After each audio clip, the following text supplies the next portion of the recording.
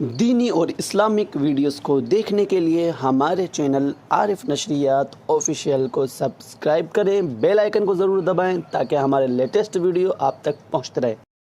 السلام علیکم ورحمۃ اللہ وبرکاتہ۔ وعلیکم السلام ورحمۃ اللہ۔ امید ہے مولانا آپ خیریت سے ہوں گے۔ اللہ کا فضل ہے۔ معزز سامعین، آپ جانتے ہیں کہ آج ہمارے ساتھ ایک عظیم شخصیت موجود ہے، ہمارے شہر کے امام مولانا اختر صاحب ندوی قاسمی، جن کے ویڈیوز میں آپ کو دکھاتا رہتا ہوں۔ پچھلے سال بھی بقرعید کے سلسلے میں جو مسائل میں نے آپ تک پہنچائے تھے وہ انہی کے ذریعے سے پہنچائے تھے۔ واپس ایک اہم موقع ہے ذی الحجہ کا، اور قربانی کے بہت سارے مسائل ہیں جو میرے اور آپ کے ہیں، تو یہ سارے مسائل ہم مولانا اختر صاحب ندوی کے ذریعے حل کروائیں گے۔ تو آئیے بلا تاخیر شروع کرتے ہیں ہم اپنے سوالات کو، اور مولانا اپنے جواب سے ہمارے دلوں کو مطمئن کریں گے۔ میں مولانا سے سب سے پہلا سوال یہ پوچھنا چاہوں گا کہ قربانی کے تعلق سے قرآن کے اندر کیا حکم آیا ہے؟ جی، اللہ تعالیٰ نے قرآن پاک میں قربانی کے تعلق سے حضور پاک صلی اللہ تعالی وسلم کو خود حکم دیا ہے۔ انا اعطیناک الکوثر فصلی لربک وانحر انا شانئک هو الابتر۔ اے نبی صلی اللہ علیہ وسلم، ہم نے آپ کو خیر کثیر عطا کیا ہے، تو لہٰذا آپ اس خیر کثیر کے لیے نماز پڑھیے اور قربانی کیجیے۔ تو قربانی کرنے کا حکم خود حضور پاک صلی اللہ علیہ وسلم کو اللہ تعالیٰ نے قرآن میں دیا ہے۔ اس کے علاوہ اور دیگر آیات ہیں جن سے یہ ثابت ہوتا ہے کہ قربانی ایک بہترین عمل ہے۔ اگر ہم دیکھیں تو حضرت آدم علیہ السلام کے جو دو بیٹے تھے، حابیل اور قابیل، دنیا کی تاریخ میں سب سے پہلے قربانی انہی کے ذریعے سے پیش کی گئی۔ قربانی ایک بہترین عمل ہے جو اللہ تعالیٰ کو بہت زیادہ پسند ہے، بہت زیادہ محبوب ہے۔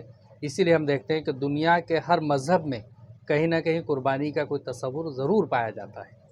یہ ڈاؤٹ تو کلیئر ہے پھر مولانا، جو اسلام پر اعتراض کرنے والے لوگ ہیں وہ کہتے ہیں قرآن کے اندر یہ بات کہاں ہے، قربانی کہاں سے ثابت ہے؟ ایکس مسلموں کا تو آئے دن اعتراض ہے قربانی کا وجود کہاں ہے۔ تو یہ سوال اور یہ جواب بہترین ان کے لیے ایک منہ توڑ جواب ان کے لیے ایک تعزیانہ ہے، ان کے لیے ایک حقیقت ہے، وہ صرف بے بنیاد باتوں پر یہ اس طرح کی باتیں کہتے ہیں، ورنہ اللہ کے رسول صلی اللہ تعالی وسلم کی اگر احادیث کی بات کی جائے جی تو حضرت انس رضی اللہ تعالیٰ عنہ فرماتے ہیں کہ اقام رسول اللہ صلی اللہ علیہ وسلم بالمدینۃ 10 سنین یضاحی۔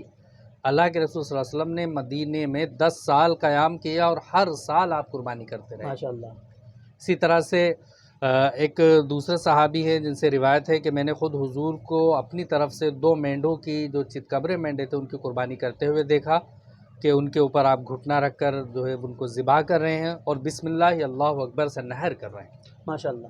اور مولانا بہت سارے لوگوں کا یہ سوال ہے کہ ایک طرف تو لوگ ویجیٹیرین ہیں اور ایک طرف لوگ نان ویج ہیں، تو ہندوستان کے اندر اور پوری دنیا کے اندر اکثریت کس چیز کے کھانے کی ہے؟ گوشت کھانے کی ہے یا پھر سبزی وغیرہ جو پھل فروٹ وغیرہ ان تمام چیزوں کے کھانے کی؟ جی، یہ سوال عام طور پر بالکل کم عقل کی بنیاد پر، کم علم کی بنیاد پر کیا جاتا ہے، ورنہ حقیقت یہ ہے کہ یہ جو پوری کائنات ہے، جو نیچر ہے، جو پراکرتی ہے، اس کا خود یہ نیم ہے کہ ماساہار ہوا جائے، ہے نا۔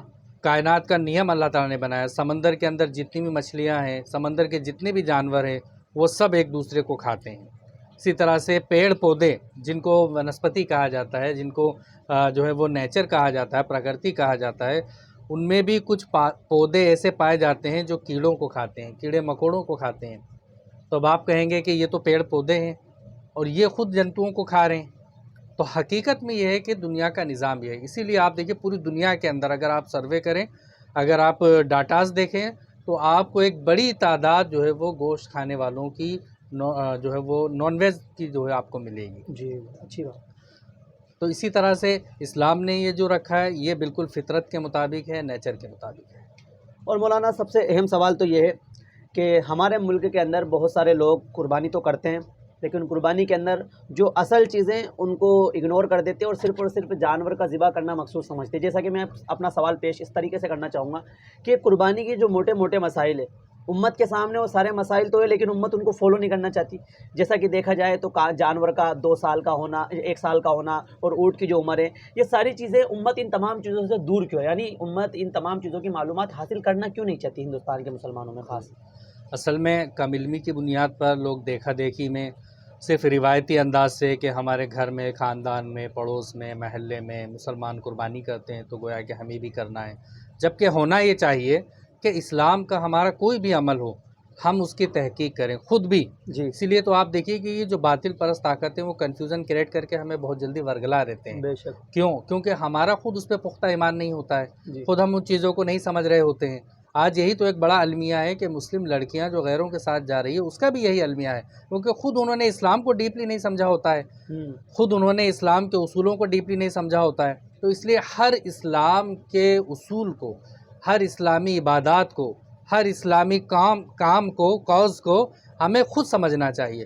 تو قربانی صرف دیکھا دیکھی کریں گے تو اس سے وہ مقصد حل نہیں ہوگا. اللہ تعالیٰ نے خود قرآن پاک میں فرمایا لَن يَنَالَ اللَّهَ لُحُومُهَا وَلَا دِمَاؤُهَا وَلَٰكِن يَنَالُهُ التَّقْوَىٰ مِنكُمْ, کہ یقیناً تمہاری طرف سے نہ تمہارا ہمیں خون پہنچتا ہے نہ گوشت پہنچتا ہے, بلکہ حقیقت میں تقویٰ جو ہے وہ تمہارا وہ ہمیں پہنچتا ہے. تو اصل میں تقویٰ مطلوب ہے, اور تقویٰ نام ہے اللہ کے حکم کی بجا آوری کا. تو صرف قربانی کر لینا مقصود نہیں ہے, بلکہ یہ کہ اللہ نے کس چیز کی قربانی کا حکم دیا ہے, اور پھر اللہ کے رسول صلی اللہ تعالی وسلم نے کیا اصول بتائے ہیں. اللہ کے رسول نے کن جانوروں کو کرنے کا حکم دیا ہے, کن جانوروں سے کرنے سے منع کیا ہے, جانوروں کے اندر کون کون سے عیب اگر ہو جاتے ہیں تو ان جانوروں کو نہیں کیا جائے گا. یہ ان سب چیزوں کا جاننا ضروری ہے, ورنہ کبھی ایسا ہو سکتا ہے کہ آپ نے قربانی کی لیکن آپ کی قبول ہی نہیں ہوئی, تو پھر آپ کو کوئی فائدہ نہیں ہوگا. اس لیے جو بھی قربانی کر رہے ہیں وہ تمام اصولوں کو, ضوابط کو جانیں, ان کو سمجھیں, علماء کرام سے معلومات کریں, مفتیان کرام سے معلومات کریں. اور میں سمجھتا ہوں کہ آپ کا یہ جو پروگرام کرنا ہے اسی مقصد سے تو ہے, تاکہ آپ اپنے ویورز کو, تاکہ اپنے آڈینس کو آپ یہ بتا سکیں کہ کس طرح سے قربانی کی جائے گی. اور آپ نے مجھے زحمت دی اور میں اپنے کم علم کی بنیاد پر بتا رہا ہوں. ارے ایسی ہوئی اصل مولانا آپ کی بہت بہت شکر گزار ہوں میں آپ کا کہ آپ نے وقت نکالا. تو دو طریقے کے سوالات جو میں آپ کے سامنے آج پیش کروں گا, اس میں سے چند سوال تو ہو چکے ہیں. اب ایک سوال یہ ہے مولانا کہ لوگ حصے والی قربانی کرتے ہیں, 1500, 1700, 2200, 2000, 3000, 4000, اور ایک قربانی ہوتی ہے گھر پر اپنا جانور لا کر ذبح کرنا. ان دونوں میں بیٹر اور یعنی اہم کون سی اور فضیلت کس کی زیادہ ہے؟ جی, اللہ کے رسول صلی اللہ علیہ وسلم نے خود اپنے ہاتھ سے, اور خود جن قربانی کا گویا کہ صحابہ کرام میں عام رواج تھا, وہ تھا مینڈے کی, بکری کی, بکرے کی, بھیڑ کی قربانی کا. لیکن یہ کہ اللہ کے رسول نے فرمایا بڑے جانور میں, خاص طور سے عرب کے اندر گائے پائی جاتی تھی, بھینس وہاں نہیں پائی جاتی تھی. ہمارے ہندوستان کے اندر علماء کرام نے جب اجتہاد کیا اس بنیاد پر انہوں نے کہا کہ جو بھینس ہے وہ گائے کی جنس سے ہے, اس لیے گائے کی جگہ بھینس قربان کی جا سکتی ہے. تو اللہ کے رسول نے فرمایا تھا کہ گائے کی قربانی میں 7 لوگ شریک ہو سکتے ہیں. اسی طرح سے اونٹ کی جو قربانی ہے اس میں بھی 7 لوگ شریک ہو سکتے ہیں. تو بھینس یا بھینسے کی جو قربانی ہے اس کے لیے شرط ہے کہ وہ 2 سال کا ہو, اور اونٹ کی قربانی میں شرط ہے کہ وہ 5 سال کا ہو, اور 7 لوگ اس میں شریک ہو سکتے ہیں. لیکن بہتر قربانی یہ ہے آدمی اپنی حیثیت اور استطاعت کے اوپر دیکھے, کیونکہ قربانی ایک عبادت ہے. ہم کوئی بھی عبادت کرتے ہیں ثواب کی نیت سے, تو جس عبادت کو ہم کر رہے ہیں اگر اس کو ہم بحسن خوبی کریں گے, اچھے انداز سے کریں گے, بہترین انداز سے کریں گے تو زیادہ اجر ملے گا, اور کم انداز سے کریں گے تو کم اجر ملے گا. تو چونکہ ہم قربانی کو اجر کے لیے کر رہے ہیں تو اس لیے ہمیں بہتر سے بہتر کرنا چاہیے. یعنی جو حصہ لیں گے اس کی فضیلت کم ہے, اور جو خود بکرا لے کر کریں گے اس کی فضیلت زیادہ. بالکل ظاہر سی بات ہے. اسی لیے میں نے ابھی جمعہ کے ہمارے خطبے میں بہت اچھے انداز سے لوگوں کو سمجھایا کہ ایک مسئلہ یہ بھی لوگ کہتے ہیں, اور یہ ویسے ثابت ہے, اس میں علماء کا اختلاف ہے بہرحال, کہ پورے گھر کی طرف سے ایک جانور کی اگر قربانی کر لی جائے تو کافی ہے. لیکن احناف کہتے ہیں کہ نہیں, ہر گھر میں اگر ہر ایک کے اوپر قربانی واجب ہے تو ہر کسی کو قربانی کرنا چاہیے. تو اس کو آپ ایسے سمجھیے کہ پورے گھر کے لوگ ایک جانور کی قربانی کریں گے تو گویا کہ ایک ہی جانور قربان ہوا, اس کا جو ثواب ہے وہ سارے گھر والوں میں ڈیوائیڈ ہو جائے گا, سب گھر والوں کو ملے گا. لیکن اگر سب گھر والے جن کے اوپر قربانی واجب ہے وہ سب الگ الگ کریں گے تو ثواب سب کو الگ الگ ملے گا نا. سب کا ثواب زیادہ ہوا کہ نہیں ہوا؟ ایک جانور, ایک بکرا قربان کیا اور گھر میں 5 ممبر تھے جن کے اوپر واجب تھا, تو ایک جانور کی قربانی ہوئی اور 5 کے اندر ڈیوائیڈ ہو گئی ثواب, اور اگر 5 نے الگ الگ کیا تو 5 کو پورا ثواب ملا نا. تو اصل میں قربانی صرف گوشت کھانے کا نام نہیں ہے, قربانی صرف خون بہانے کا نام نہیں ہے, بلکہ قربانی اصل میں عبادت کی غرض سے کی جاتی ہے, اللہ کی رضا حاصل کرنے کے لیے کی جاتی ہے. اس لیے اچھے سے اچھے جانور کو قربان کرنے کا حکم دیا گیا ہے.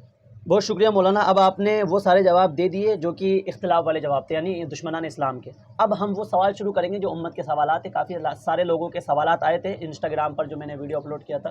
تو مولانا آپ کا بہت شکریہ. اب تک آپ نے وہ سارے جواب دیے جو کہ دشمنان اسلام کے سوال تھے اور ان کے جواب دیے. یہ اعتراض تھے دشمنان اسلام کے اور ہمارے خود مسلمانوں کے اعتراض ہیں. اب وہ سارے سوال شروع کروں گا جو عوام کے سوال ہیں. انسٹاگرام پر بھی میں نے ڈالا تھا کہ جو بھائی سوال پوچھنا چاہے قربانی کے تعلق سے پوچھیں، تو اس میں کافی سارے سوال آئے. تو سب سے پہلا سوال یہ ہے کہ قربانی کس پر واجب ہے، آسان لفظوں میں. جی، قربانی ہر اس شخص پر واجب ہے جو صاحب نصاب. جی اب صاحب نصاب کون ہے؟ تو اسلامی اصول کے مطابق ہر وہ شخص صاحب نصاب ہے جس کے پاس 7.5 تولہ سونا یا اس قیمت کا روپیہ جی اور 52.5 تولہ چاندی یا اس قیمت کا روپیہ یا تجارتی مال اس کے پاس موجود ہو، زیورات اس کے پاس موجود ہوں، تو یہ صاحب نصاب ہے. اب زکوٰۃ میں اور قربانی میں فرق یہ ہے کہ زکوٰۃ کے لیے صاحب نصاب کے ساتھ ساتھ 1 سال گزرنا شرط ہے، یعنی کہ جس کے پاس اتنے رقم کا پیسہ اور اتنا سونا اور چاندی موجود ہے اور اس پہ 1 سال گزر چکا ہے تب وہ زکوٰۃ دے گا. لیکن قربانی کا مسئلہ یہ ہے کہ قربانی کے جو ایام ہیں 10, 11 اور 12، ان تینوں دنوں میں اگر کوئی شخص صاحب نصاب ہو جاتا ہے، یعنی اس کے پاس اتنا مال، اتنا پیسہ اور اتنا اس کے پاس زیورات سونا وغیرہ آ جاتا ہے، تو اس کے اوپر قربانی واجب ہو جائے گی اور اس کو قربانی ادا کرنا ضروری ہے. تو مولانا ابھی چاندی کتنی بولی آپ نے؟ 52.5 تولہ جی، ہے نا. تو 52.5 تولہ چاندی اگر ڈیوائڈ کرے تو 40,000 سم تھنگ بیٹھ رہی ہے، شاید 40 یا 50 آس پاس بیٹھ. تو کسی کے پاس اگر 50,000 ہے تو وہ بھی قربانی کرے گا. اور سونا بیٹھ رہا ہے ابھی آپ نے بتایا 7.5 تولہ جو سونا، تو سونا نہیں ہے، سونے کے برابر رقم ہے تو بھی قربانی بنے گی. اور زمین جائیداد کے اندر مطلب کسی کے پاس یہ دونوں ہی چیزیں نہیں ہیں اور لیکن ان دونوں کی رقم ہے تو قربانی واجب ہو جائے گی.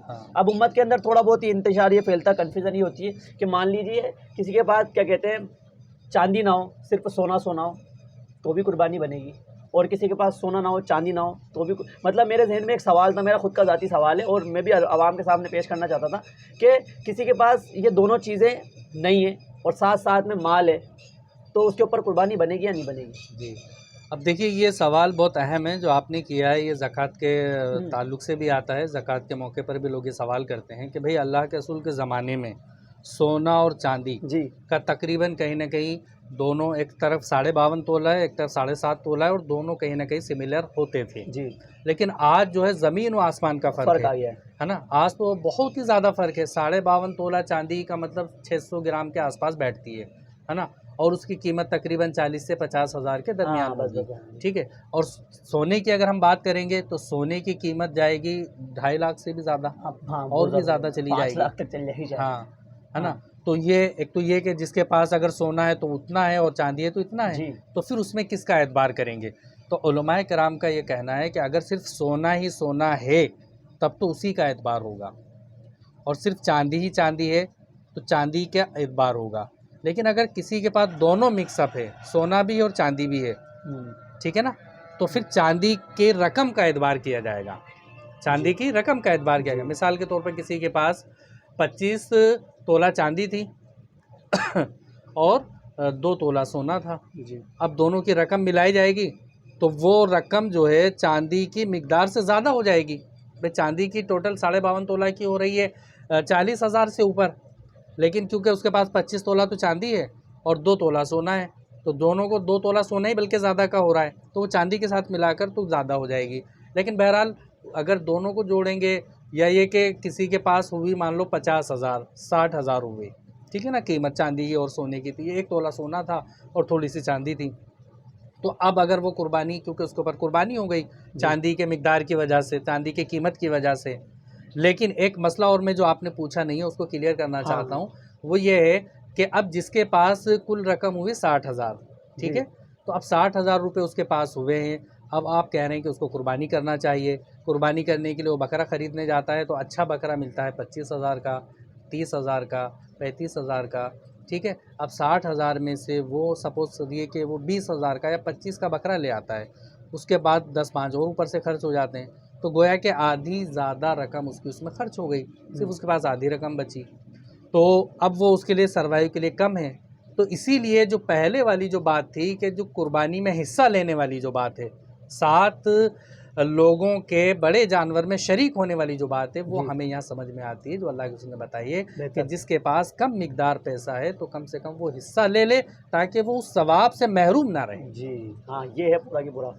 تو ایک عورت کے پاس اگر اتنی رقم ہے تو عورت کے اوپر بھی وہی قربانی، یا تو وہ حصہ لے یا تو پھر اپنی ذاتی قربانی کرے۔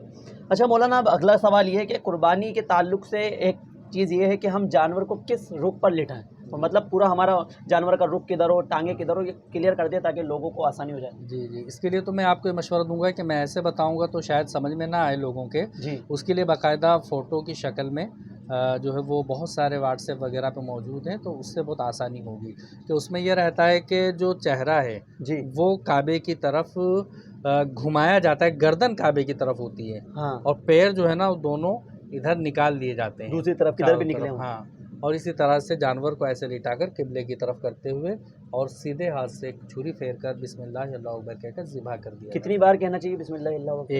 ایک مرتبہ۔ اور دعا اس سے پہلے کون کون سی پڑھنی چاہیے تھوڑا آپ بتائیں۔ دعا جب جانور کو لٹا دیا جائے تو انی وجہت وجہی للذی فطر السماوات والارض حنیفا وما انا من المشرکین ان صلاتی و نسکی و محیای و مماتی للہ رب العالمین لا شریک لہ بذلک امرت وانا اول المسلمین، بسم اللہ اللہ اکبر کہہ کر ذبح کر دیں گے۔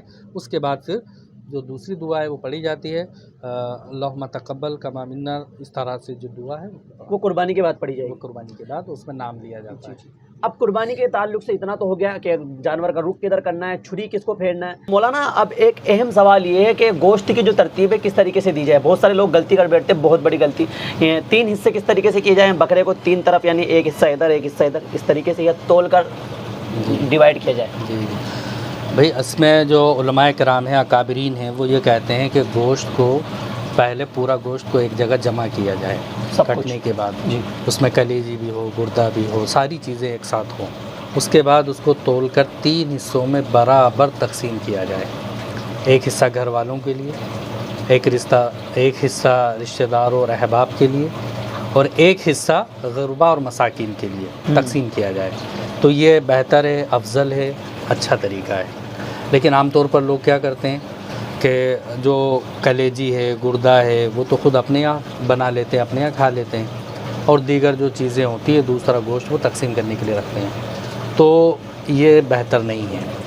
لیکن اس میں ایک رائے اور ہے کہ بھئی جو قربانی کا گوشت ہے اس کو اگر مان لو گھر والے ہی ضرورت مند ہیں، گھر کا کنبہ بڑا ہے، قبیلہ بڑا ہے، تو وہ خود ہی کھانا چاہتے ہیں، مطلب پورا ان کا جو ہے وہ گوشت اتنا ہے کہ وہ صرف گھر والوں کے لیے کافی ہو رہا ہے، تو ٹھیک ہے، گھر والے بھی کھا سکتے ہیں۔ کسی کو دینے کی اگر ضرورت نہیں بچ رہی ہے کوئی بات نہیں، قربانی قبول ہو جائے گی۔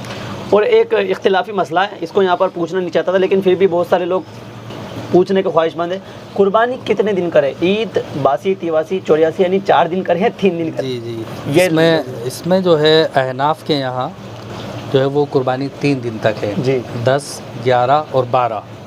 لیکن اہل حدیث حضرات غیر مقلدین جن کو کہا جاتا ہے وہ چوتھے دن کی بھی دلیل بتاتے ہیں، اور وہ کہتے ہیں کہ چوتھے دن بھی قربانی کی جا سکتی ہے۔ ان کا ذاتی مسئلہ ہے؟ نہیں، ذاتی مسئلہ نہیں ہے، اصل میں یہ ہے کیونکہ ایام تشریق جو ہے، ایام تشریق وہ ہے 13 ذی الحجہ تک، اسی لیے ہم لوگ بھی احناف بھی جو ہے وہ 13 ذی الحجہ تک تکبیر تشریق پڑھتے ہیں عصر کی نماز تک۔ تو وہ ہمارے اوپر یہ سوال کر سکتے ہیں کہ جب آپ ایام تشریق 13 تک مانتے ہیں اور 13 تک آپ جو ہے عصر تک جو ہے وہ باقاعدہ تکبیر پڑھتے ہیں، تو پھر قربانی سے کیوں منع کرتے ہیں؟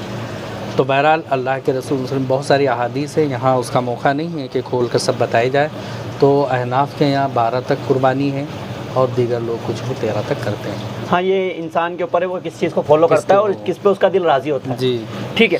اب مولانا یہ جو گوشت وغیرہ رکھنے کا مسئلہ کتنے دن تک رکھ سکتے ہیں؟ سال بھر تک، 6 مہینے تک، کب تک رکھ سکتے ہیں؟ گوشت کبھی بھی، مطلب آپ جتنا دن تک چاہیں رکھیں، خراب نہیں ہونا چاہیے، ورنہ بعض اوقات یہ ہوتا ہے کہ آدمی گوشت بھر لیتا ہے، رکھ لیتا ہے، لیکن اس کے پاس رکھنے کا صحیح انتظام نہیں ہوتا ہے، گوشت خراب ہوتا ہے، سڑتا ہے، تو پھر آپ گناہ گار ہوں گے۔